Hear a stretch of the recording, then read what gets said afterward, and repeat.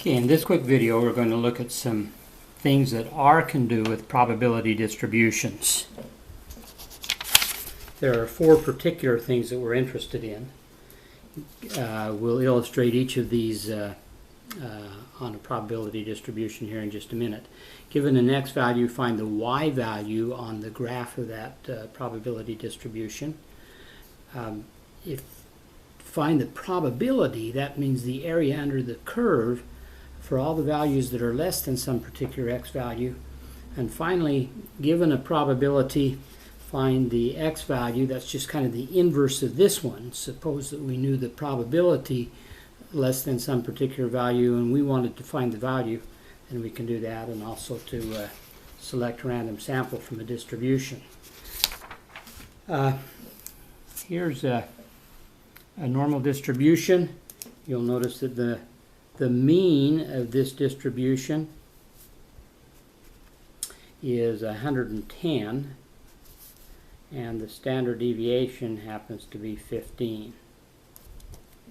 Now, so let's look at each of these. If we wanted to be able to find, for example, what if x was 100, for example, and we wanted to find this height,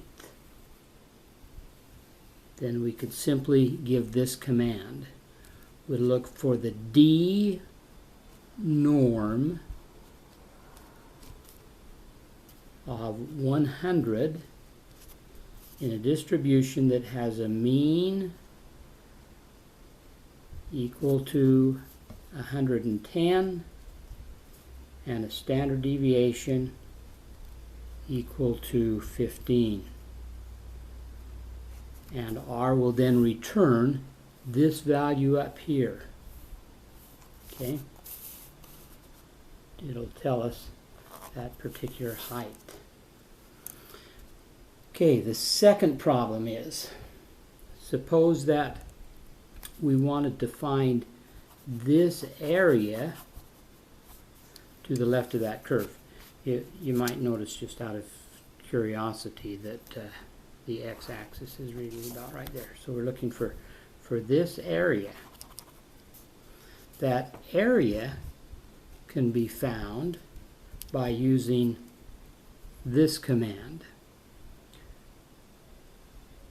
P norm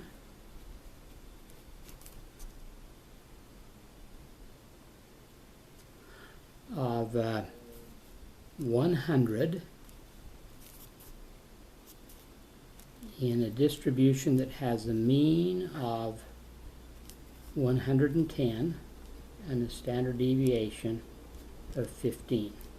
Okay, that'll tell us that area. Okay, so that was the second problem.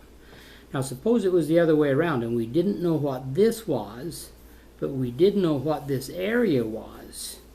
Then that particular value can be found with the following function. Can be found with the Q norm, and then we'd have to tell it what that area is.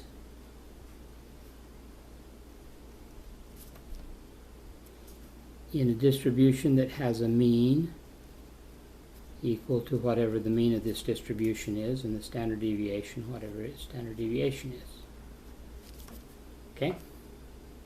That will return this particular value. The final thing that the final function that we're going to review today is the random selection function.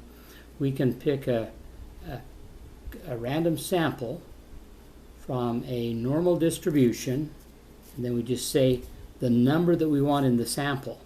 Say that we wanted to have 57 in the sample, and then we just need to tell it what the mean is. In this case, the mean is 110 and the standard deviation is 15. Okay, in another video we'll actually illustrate each one of those as we go along, but that's the end of this video.